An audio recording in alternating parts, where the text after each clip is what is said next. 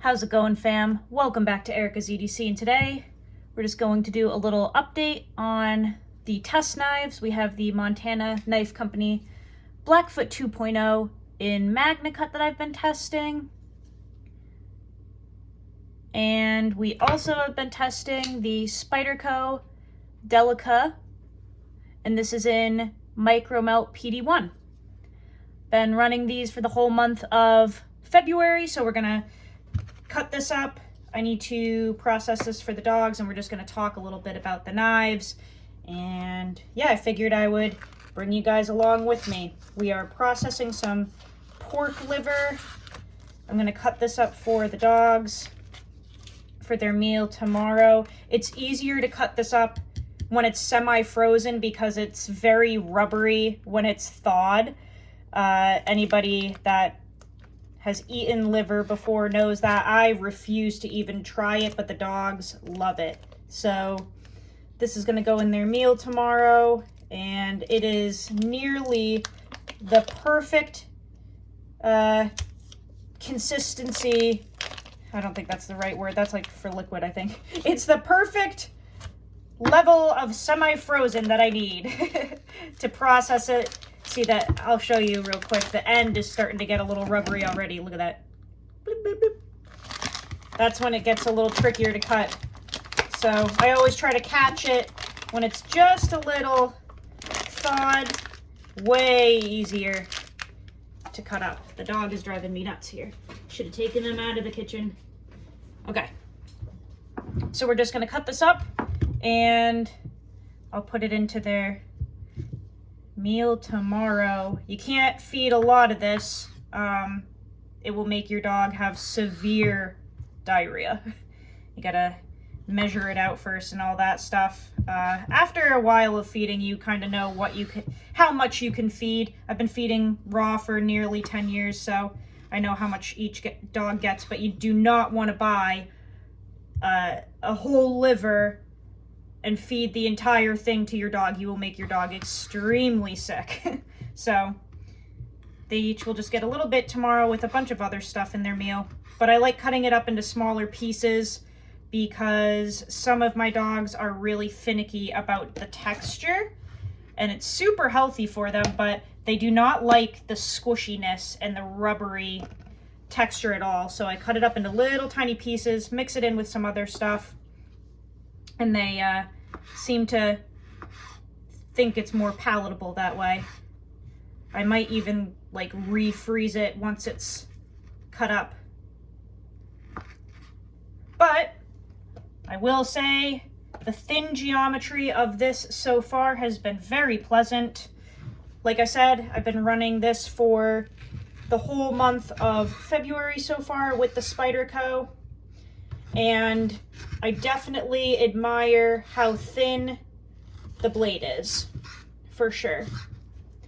Now, I still don't really get what the heck happened with all of this space here that's not utilized. That just seems like a waste to me. There's, a good 3/4 of an inch right here that just is hanging out. Could have put more blade length in. I mentioned that in a different video. Not sure why they did that, but it is thin and slicey for sure. It is comfortable to use as well, and the handle is, comfy. There's not much to it. It's pretty comfortable. I need to sharpen it, which I will end up recording, and I'm sure it looks like it's going through this liver with ease because it is. Between the geometry and this being semi-frozen, it's not really that difficult, but I did kind of work through that burr that it had. It's pretty minimal now. I did record it and take some photos as well and post it up on Instagram. Get out of here. Just so people could see. It's still there, but not nearly as prominent as it was when I first got it. So a lot of it is kind of disintegrated, broken off, and we'll definitely sharpen it pretty soon on camera. But I wanted to get another update in before I do that. So yeah, no, it's been, you know, a decent knife. No complaints really in terms of the literal use. And, you know, I said in the introduction video to this testing that I wasn't going to get into the politics and everything, and I'm, you know, not on video, I should say, so I'm not going to chime in on that. It's just a decent knife. I don't agree with the price point at all with, you know, during use, like the $300. I still don't agree with that, and that's just after, you know, 2 weeks of using this. I don't see it. Maybe something magical will happen and I will get it, but so far you know, should be about $100, not $3. But yeah, you know, no complaints really. It's just a knife, but it's doing great with this so far. Like I said, I do wicked appreciate how thin it is. That is something that is hard to find in production knives. Nice, thin, slicey blades. That can be tricky to find stuff like that. So I definitely am a fan of how thin it is. And I have been leaving all kinds of gross stuff on the blade to just test the corrosion resistance. I do that every time I test, regardless of what the steel is and all of that. It's been fabulous.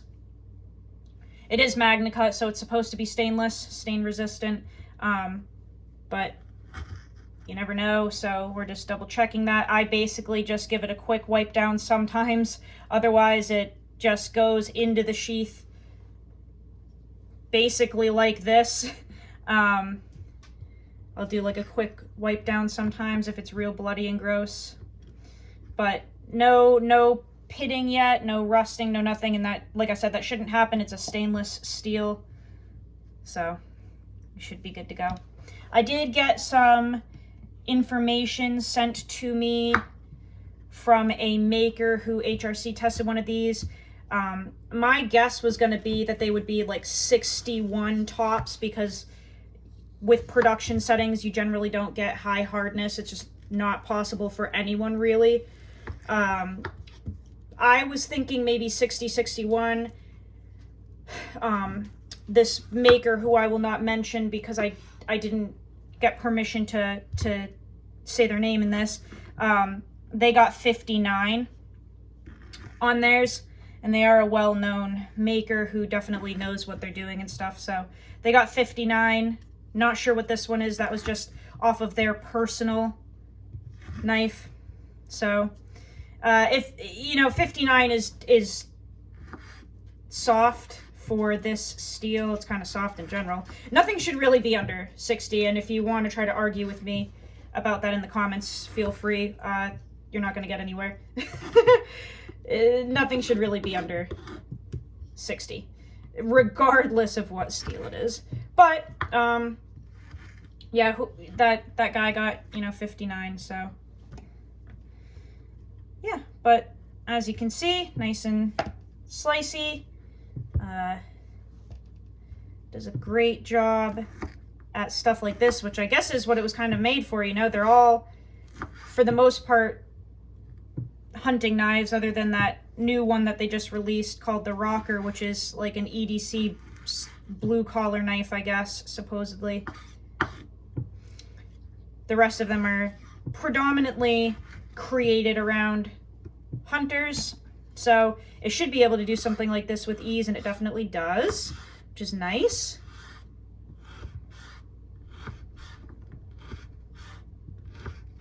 But I do appreciate the, you know, the ergonomics. Really comfy when you're doing prolonged cutting like this. There's nothing to it, there's nothing in the way, so that feels nice.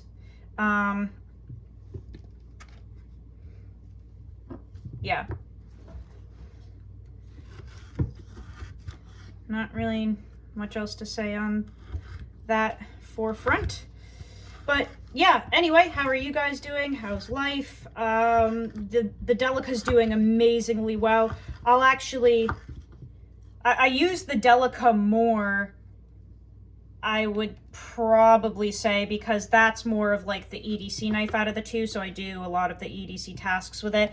This has mostly just been like a dog food knife, you know, because that's what it was made for, and they eat a raw food diet. So I've mostly been using this for dog food prep, but the Delica I've been using much more, I would say, out of the two, and I'll show you the edges on each of them after I finish this here, just so we can get a, you know, 2 week in edge check for you guys. But yeah, so there's that. Did very, very well. Just absolutely adore that thin stock. That's really nice. Let me cover up this liver here. I think I'm actually gonna kind of like refreeze it because they are finicky about the texture. Now, if you don't mind, I'm just gonna do a little wipe down, guys, and we'll do a little edge check and a little comparison here.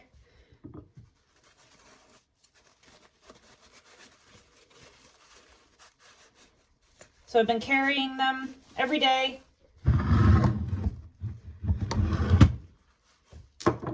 Get the other one here. This one has been used a little more, I think. And I guess I would say for more abrasive tasks, if you will, just because, again, this is really a hunting knife.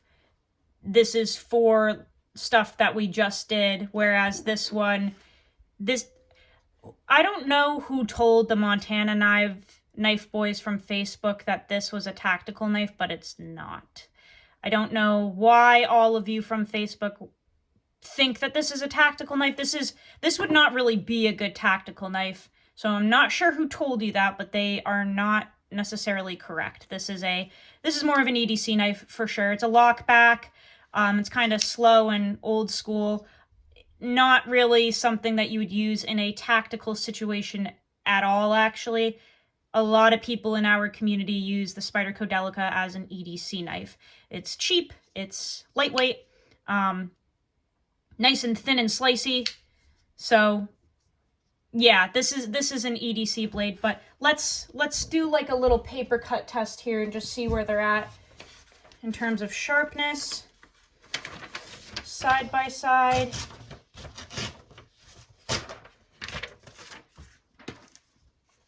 Okay, so we'll do the Blackfoot first.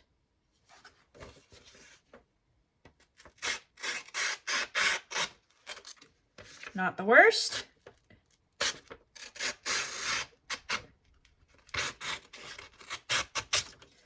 Not the worst, but not necessarily impressive.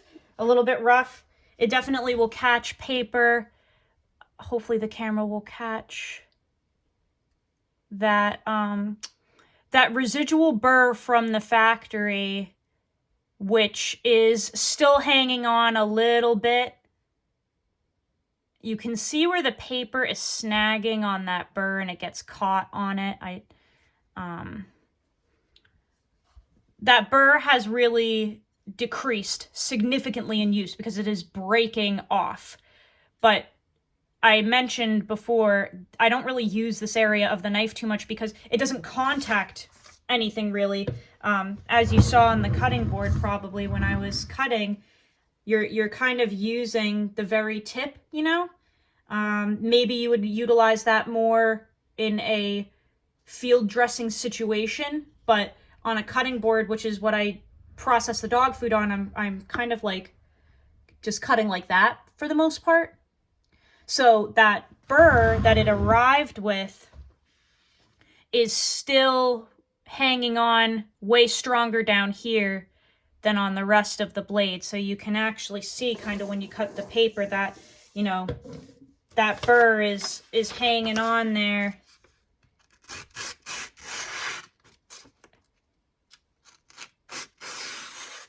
A little more, and it catches that paper ever so slightly. I wish the lighting was better. There's a little piece right there. So yeah, we'll get this on the stones, get this all cleaned up and see how it does. It's definitely a little rough. Hey! Let's check the Spyderco. And I mentioned earlier, I'm doing more abrasive tasks with this because it's an EDC knife. I'm using it for cardboard. I'm using it for the waxed cordage, the thread that I do my leather work with. It's cutting through, packing tape with glue. It's going through different types of packaging as well. But cardboard for sure is abrasive. It does have glue in it. So this is going through more abrasive tasks compared to the other one. Sorry, that was a fold in the paper. So there is a difference. I'm trying really hard to, keep things neutral here. I hope that you can just kind of see that difference, right? Like the difference in the way that they go through the paper is different. So just noting that this steel is doing incredibly well in my testing. The fact that we're 2 weeks in, hasn't even been stropped, and that's the absolute razor edge that we have. Pretty dang cool, I would say.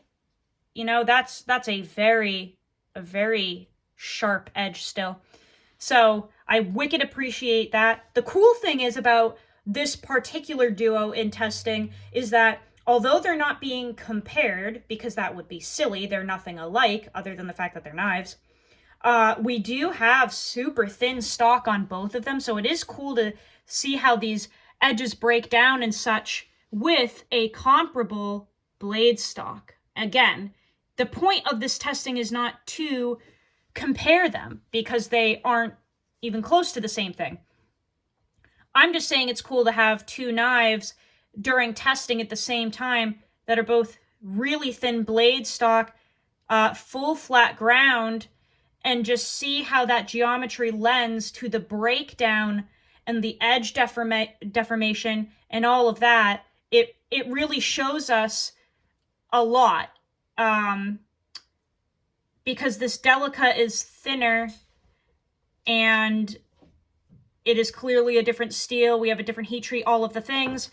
They just have such a different edge right now. It's really interesting to kind of see that. Like you can hear and see through the paper how different that edge is just from the get-go. Like, just so silent. It's like a ninja, so clean, And neither of these edges have been touched. It's just different. It's cool to observe how they break down. This is way more toothy. It's way more, aggressive, and that is in part due to that little burr clinging on there. So yeah, they're both, doing great. Enjoying carrying and using both. I definitely, won't be furthering, if that's a word, my use with anything from this company after, obviously, after the cuckoo stuff that has happened surrounding this. But it is fun to just use for now, like just the logistics of the user experience has been cool to do so far. And the design definitely has a lot of potential, I would say. It's kind of just a classic, skinning blade. And this isn't the review, again, this is just the week 2 update. Love Spyderco. Really love what they're doing over there. They make some dang good knives. Are they the most attractive thing in the world? No, but they make a hell of a blade for a phenomenal price, This was, I think, $127 for this micro melt that is just crazy in use. just super sharp, nearly identical to Crewware. Zadie, enough. Man, every time I film, she tries to do that. But yeah, we won't be revisiting this ever again. This one, we are always going to use Spyderco. Okay, Zadie won't shut the hell up, so I'm going to go. Guys, thank you for watching. Hopefully that was just a cool little update. Hey! Jeez. I will see you guys on the next video. Go use your shit. Learn how to sharpen your knives. I'll see you on the next video, fam. I love you so much. Take care.